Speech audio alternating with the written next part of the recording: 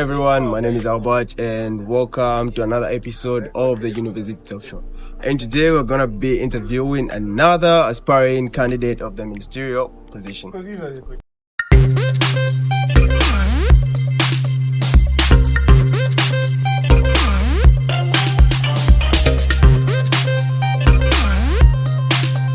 Hello and welcome back. Here's my guest. I'm going to later introduce herself, her leadership experience and love. Hey everyone, my name is Cynthia Siachitema and I'm a third-year medical student here at Mulungushi University. I am contesting for the position of Livingston Campus Minister in the upcoming elections. So, who is Cynthia? Cynthia is not only a student but also an entrepreneur who has ventured in various food businesses. Before I start a business, I sit down to see what the people need and hit on it. Then also, about my leadership experiences, I served as a head girl while I was in secondary school. And apart from that, I'm currently a youth leader at my church, and I also have the privilege to serve as the Sunday school teacher, which has taught me to be patient, especially when the children are throwing tantrums. Yeah, so basically that's that.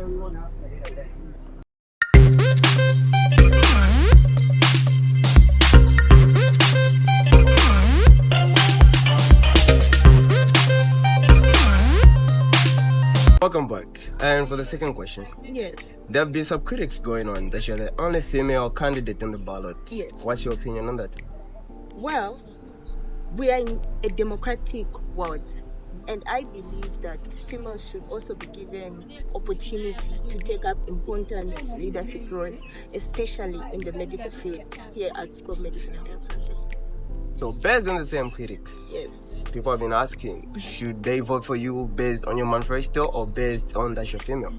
I, for one, wouldn't want anyone to vote for me based on the fact that I'm the only, based on the fact that I'm a female candidate. I want people to vote for me because of the vision that I have for this great institution, which is defined by 5 letters. F standing for functionality, I standing for inclusivity, I standing for independence, S for sustainability, T for transparency and accountability. This is the vision that I have for this institution. We are looking forward to creating a conducive environment that will not only promote the academic growth of each and every student, but also encompass the physical, mental, as well as the social well-being of our students. So I wouldn't want anyone to vote for me based on the fact that I'm female, but because of the great vision that I have for this great institution. I'm sure for those who go to attend the debate, they should have witnessed, everything that we've got to explain at that event. Thank you.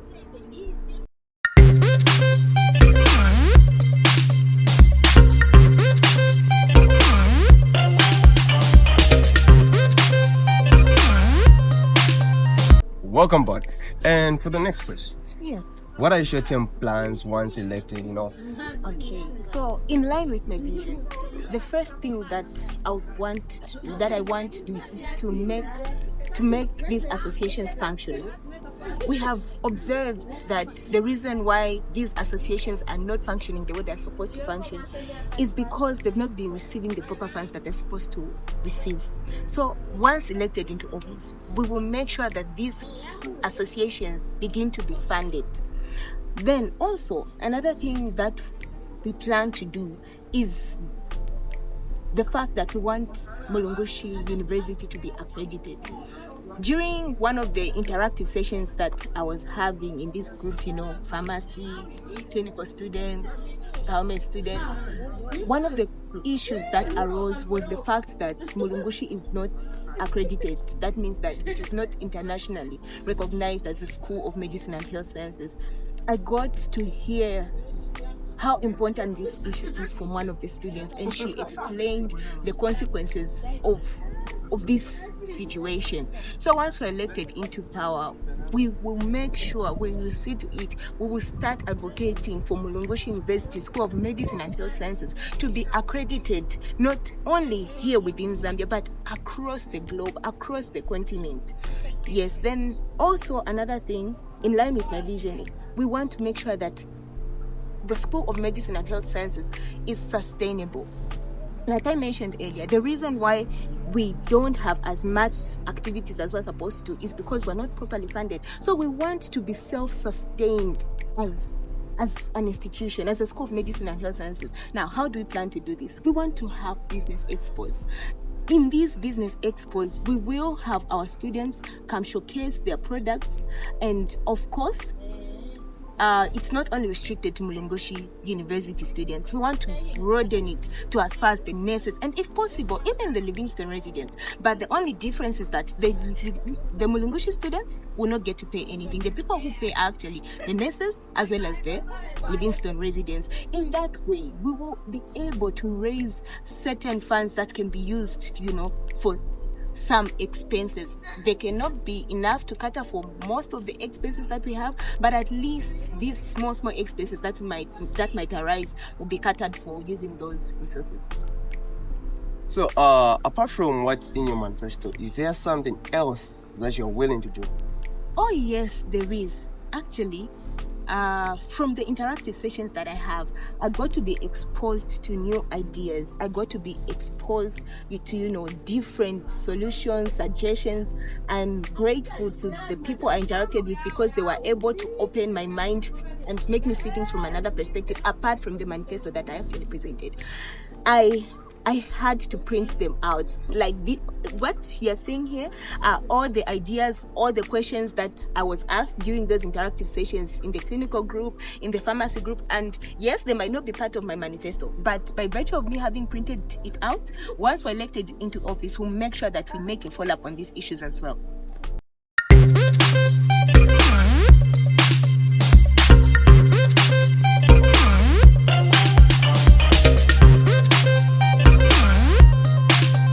Welcome back.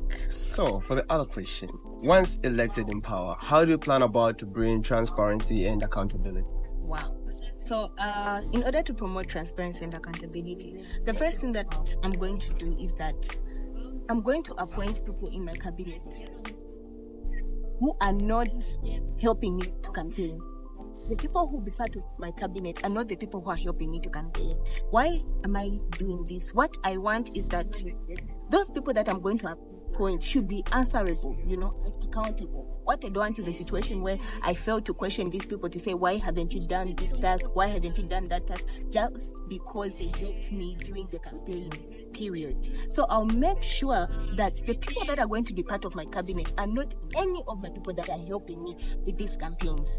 Then secondly, we are going to make sure that we give financial reports based on the money that we will receive from main campus as a union. So we'll be giving financial reports on how we're going to spend that money, and this can be done each and every term. And also another thing, we as a union, we are answerable to the people. We are in this position because we have been elected by the people. So we'll make sure that we are as reachable as possible, even to the student populace. Yeah, in that way, we'll make sure that there is transparency in the country. Okay.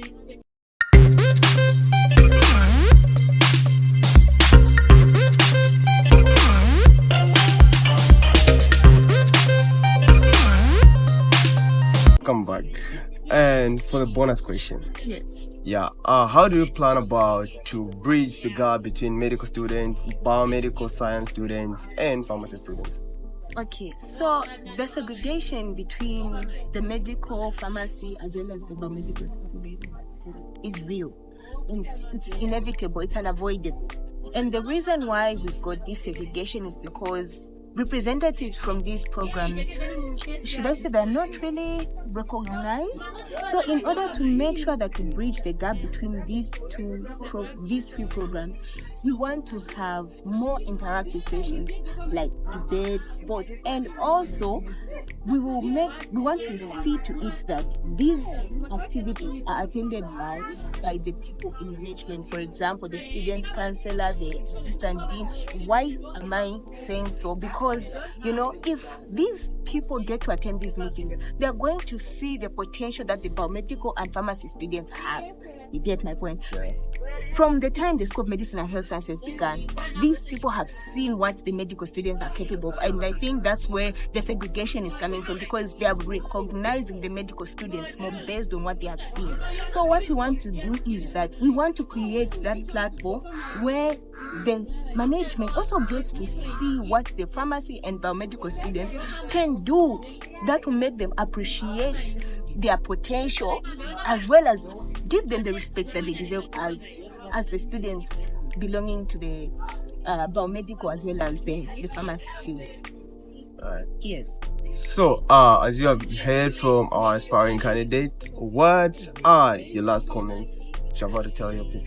Okay, so we are 4 days away from the voting day, and I am asking for your vote because of the vision that I have for this great institution, which is defined by a feast, functionality, inclusivity, independence, sustainability, as well as transparency and accountability. But all this can only happen when you vote for us into power. So I'm asking for your vote on the 10th. Remember, your vote is your future, therefore make your vote count. Thank you, guys, and thank you to our aspiring candidate for joining us. It has been a pleasure to have you on our talk show. The pleasure is all mine. Yeah, and guys, don't forget to subscribe and like our page, Mulungushi University Talk Show. Here we go.